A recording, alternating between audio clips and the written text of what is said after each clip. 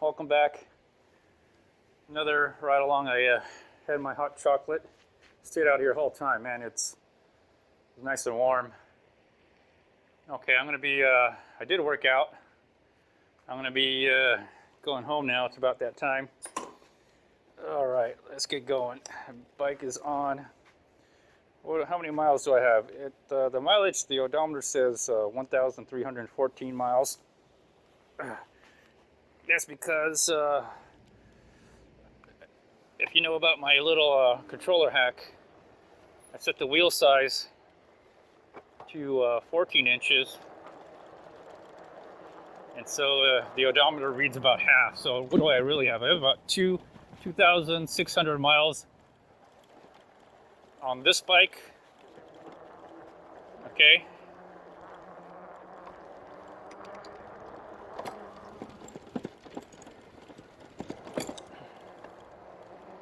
So 2,300 miles on this bike. I have another 2,000 miles on the Rad Mini, and I probably have another 1,000 miles on the Rad Mini step through.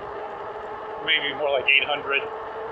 So I have about 4,800 miles on the bikes that I have. All right. Whew. You won't believe this, but the United States has one more coronavirus case. Total of 17. So yesterday it was like Humboldt County in California, and now there's another one in California. In Sacramento County, confirmed coronavirus case. California's got it bad. How many do they have? Like 8 or 9? I don't know. They got a lot. They got a lot. I mean, this is from people who have been imported, not from evacuees or from the Diamond Princess. Not from the Diamond Princess cruise ship.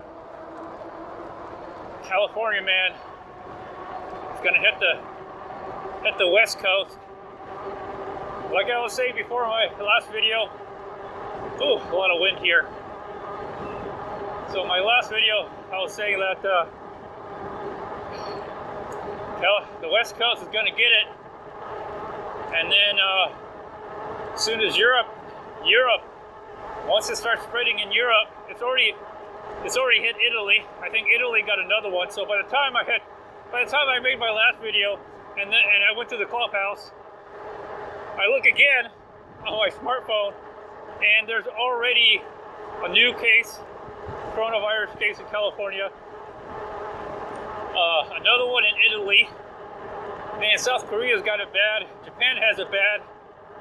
Iran has it bad. Everyone's like canceling flights to Iran. Kuwait is canceling flights to Iran. I mean, so it's already hit the Middle East. Ukraine, oh my God, people are freaking out in Ukraine.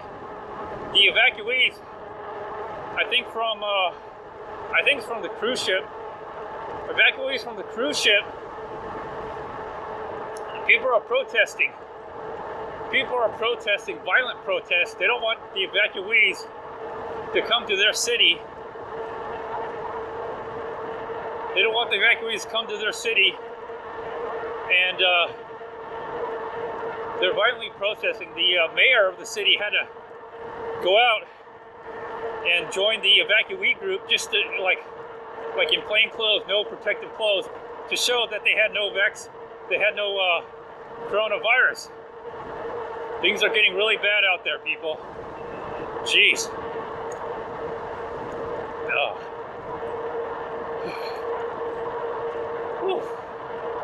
You know, one thing I did do is I did tighten up the spokes. The spokes might get loose, so I just tighten them up a little bit. I don't really do a professional job. I just tighten them up. I just don't want them to be loose. They'll eventually get loose. So don't worry about whether they're straight or not on these fat tires with these rims. It's really hard to tell. It really is. I'm more already down 2 bars of battery. I did not charge the battery. I'm just gonna have to pedal it. I got wind. Whew. I'll make it. I didn't charge the battery. I wasn't gonna be there that long. I don't know if it makes that much of a difference. It's cold out here. It's like in the 50s. But I'm wearing black. It's sunny today. I'm getting some exercise. I did work out. I worked out my back muscles. I feel like I'm out of shape. I lost a lot of strength. I want to build up my strength. Although there's really nothing you can do. There's nothing you can do about fighting the coronavirus other than trying to stay healthy.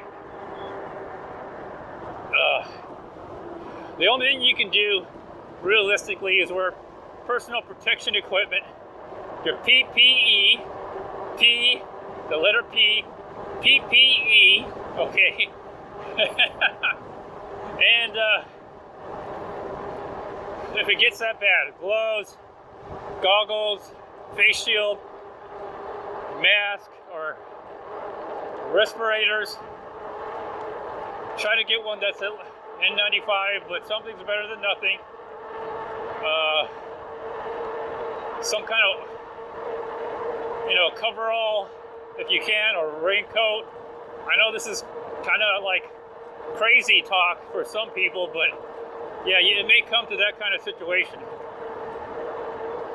Like violent protests in Ukraine for the evacuees of the Diamond Princess off the cruise ship. Jeez, it's getting bad out there, people. I haven't seen this activity since the first month of, the first 3 weeks of January when it broke out in China. I'm getting a lot of these feeds, activity, new infection cases.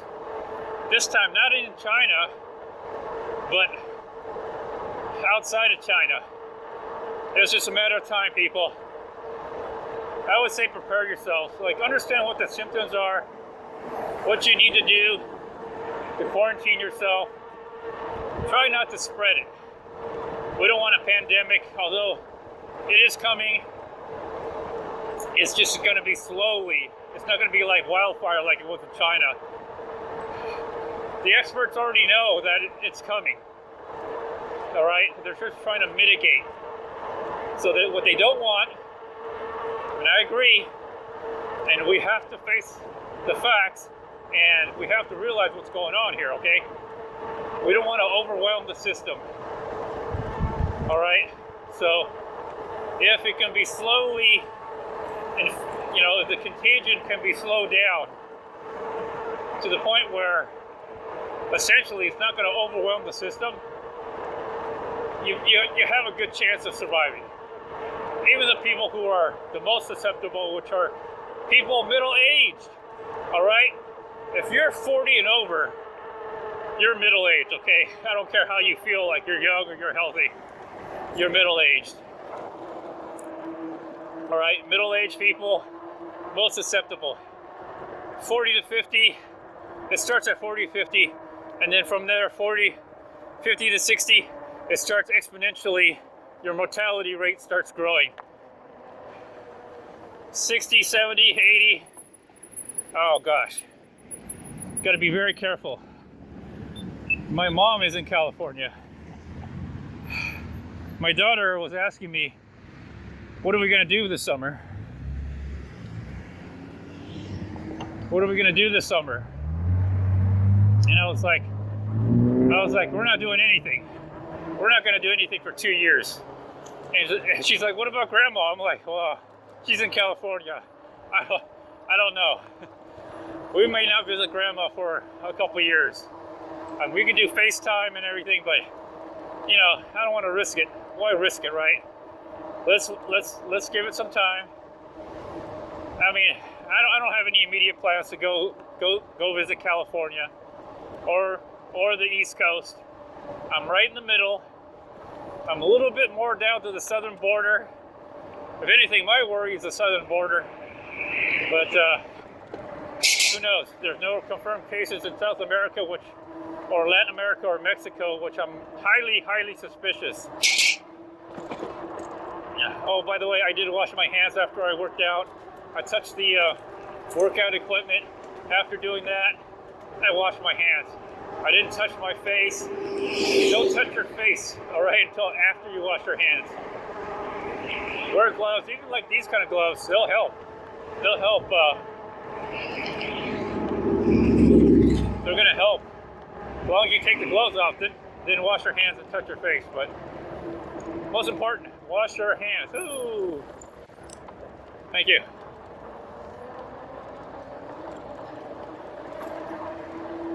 Wash your hands. Wash your hands. I've been washing my hands all the time. Jeez, it's like I'm OCD about washing my hands now. Like so OCD. Jeez, it's ridiculous. 20 seconds, 30 seconds, whatever. I'll just be washing and washing. I'll try to get some hot water in there, but you know, whatever. Soap. Oh. So right now I got beef jerky in the oven. I had to wait. That's one of the reasons why I had to wait and ride my bike around 12 afternoon. Woke up in the morning, started making beef jerky. I'm eating the older beef jerky I made. I try not to let it go. Oh! All right, here is what y'all been waiting for. I'm going to be crashing here in a minute, and so I'll go over it step by step for you. Let's see how it looks. Okay, this is the front handlebar mount, and the view is towards the front.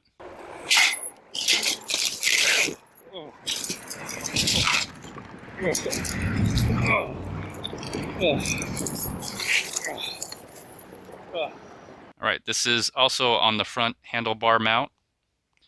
This is facing the rider. Enjoy.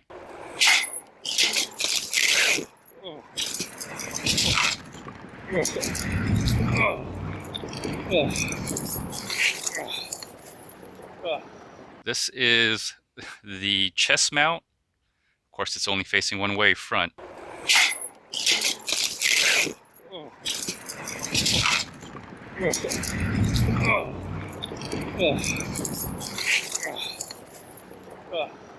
And of course, this is the helmet mount. And this probably gives the most dynamic view in my opinion.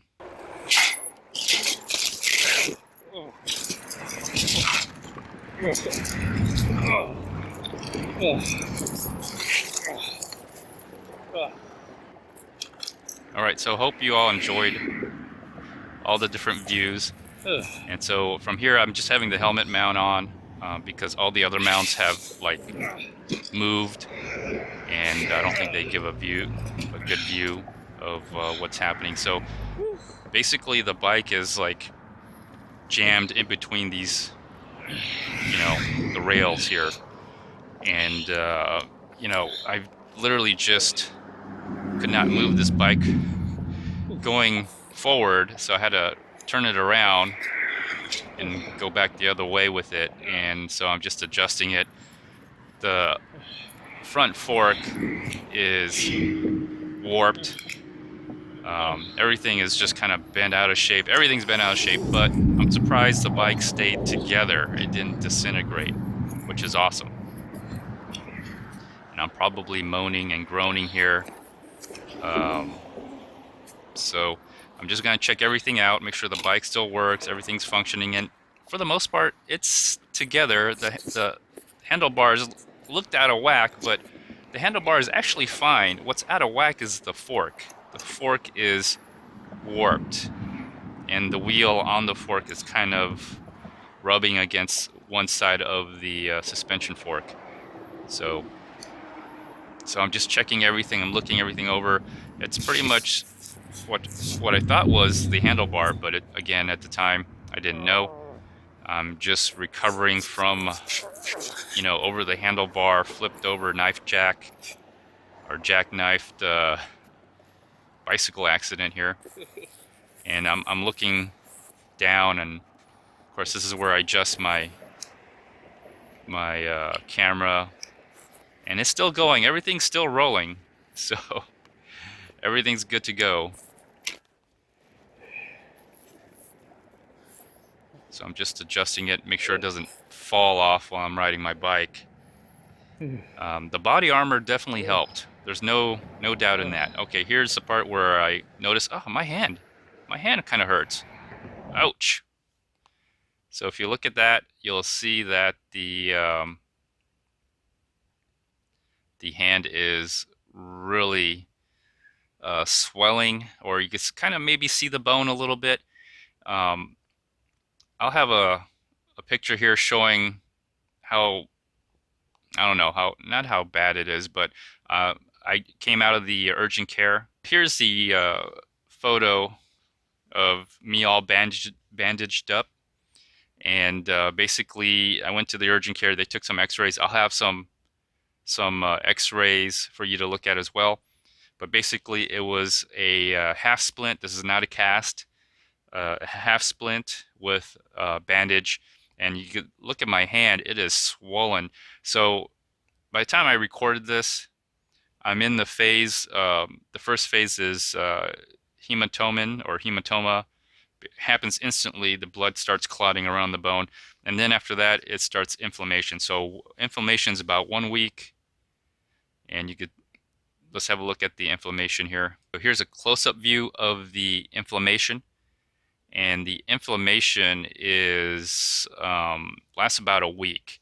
And basically, all the cells start rushing towards the broken bone, which is around my hand. But I'm in this cast, in this bandage, not a cast, but half splint. The splint is made of some material that hardens over time. So it was like a soft fabric material, and then it hardened. So it's pushing, the inflammation is just pushing everything towards my thumb, and that's how bad it was. It was pretty big. Okay, so this is an x-ray of my hand, and it's my right hand. And of course, and my palm is facing down. And let's get a close-up view here. And you can see the fracture is right here. Actually, right here. That's where the fracture is. Let's see if I can get a view of it. So there you go. Well, maybe I don't have to zoom in. I can just do it like this. But you can see the fracture. But let's zoom in anyways. Let's just do a 1-to-1. And that way you can see it all better. So there you go. So you can see the edge of my bone right here. Now this is my hand laying flat. Of course, the bone's gonna move when I have it in a different position. The doctor said that this piece right here, it looks like a little fracture line right here, and it almost seems like there's a little bit of piece right here sticking out, but he said that this is not fractured. I think this is fractured, but that could be my imagination. Let's take a look at that real quick. See that there's a little hair fracture right there. There's a piece of bone right here that's sticking out. I think that's fractured in my opinion, but he said no, it's not. So I'm like, okay. But here you can see definitely a fracture right there. And so what it was described as, let's see here, displaced fracture of neck of fifth metacarpal bone, right hand. So that's the medical terminology that was used for this. Let's take this back and let's go to the other one. And here's my right hand, a different angle. My palm is facing up, my right thumb is here, and it's up and pointed to the right. And so the back of my hand is down and the palm of my hand is up. And here you could see it right here. So that's clearly, you can see that I did fracture that bone. But if you look at this one right here, like this one right here, that looks like a fracture as well. But you know, maybe I'm wrong, but I think that's also a fracture. But I think I broke two because it felt like my pinky and then my fake middle finger right here. If you've seen the video of my hand, it seemed like it was, they were both popping out. You know, that's just my opinion. Oh yeah. Okay, back to the bike again. Is bruised. I had some looked like bone was sticking. It wasn't. Well, you could really see it right there. You could see that in the shadow. You could see the. Looks like the bone didn't pop out of my skin, but it definitely was popping out. You can see that right there. And man, I didn't feel any pain. I didn't feel any pain. I guess my adrenaline was kicking in or something. The painkillers, my natural painkillers were kicking in. Anyways, I have to go pick up my youngest from elementary. I think I think my alarm starts going off, and I'm like, oh geez, I gotta go. And the bike seemed rideable. I wouldn't say it's like the best, but at the time, I mean, now that I'm watching this, the front fork is warped. It's tilted at the stem, and the tire was actually rubbing on the fork. The tire was also tilted to the left, where it was rubbing on the left side of the suspension fork. And so I'm trying to ride it. I'm testing the brakes. The brake worked. It did slow me down, but the fork was warped. It was at an angle. So here I am just looking at it. Yeah, the fork is warped. It's bent at the stem. I don't know about the head tube. I don't know if the head tube's cracked or anything. I haven't really looked at it, mainly because I have a broken hand. I might call Veloflex. I might call Rad Power Bikes and see if I could get Veloflex to come out and, you know, order some replacement parts and see if they'll replace and repair the Radrover for me. We'll see. I'll give you an update on that. I did finally make it back, and I wanted to show you like some of the damage, and that is the handlebar on the right side as I hit up against the guardrail, and man, a quarter of an inch, that's all it took, and I end up hitting the guardrail. Obviously my hand was on the handlebar. I don't know if I really smashed my finger. I think I barely missed it, but the impact of my hand being on the handlebar basically broke my bone is what I think, because my finger would have been all broken as well. So I barely missed it, but again, I also hit it by a quarter of an inch, and that's the handlebar on the right side if you're riding the bike. And here's the fork, and you could kind of see, you can see the wheel kind of tilting to the right. This is facing the bike, but most importantly, if you look at the fork, you'll see the fork is definitely leaning towards the right as well. Of course, when the handlebar, when I hit the guardrail, when my handlebar hit the guardrail and forced me to turn right, to turn the handlebar right, the wheel basically acted as a stop for me, and that's how I jackknife over the handlebar. And of course it's going to be bent, and I don't know, I haven't, again, my hand is broken, I have not checked, and I just put it in the garage, and that's where it's going to be for a while. I might try to call Rad Power Bikes, see if they can do some repair work for me through Veloflex. We'll see. And here's another picture of the fork, and yeah, it's bent. It's skewed to the left.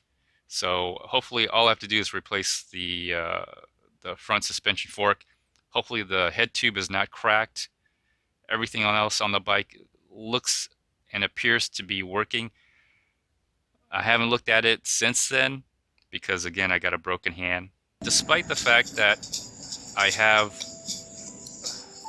a warped front suspension fork and also the front tire, I don't know if the tire itself and the rims of the front tire is warped or not. It seemed to roll, so I don't think there was an issue. I had to like push it because it was rubbing against the front suspension fork on the left side. But pretty much the bike still was intact. The power was still on. The batteries stayed on. The brakes seemed to function. again, it was just the front suspension fork was warped, and it was kind of weird to ride, but I did it. I got on the bike, had to go home. I kind of knew at the time I had a broken bone by then, and the alarm was going off, so I knew I had to go home because I had to pick up my youngest, and I did. I got on the Rad Mini step through with the re-wide co-pilot, and I rode to the school, to the elementary school, picked her up, came back, and then had to wait for I think my oldest came back from high school. She's got her license now, so she drove me to the urgent care.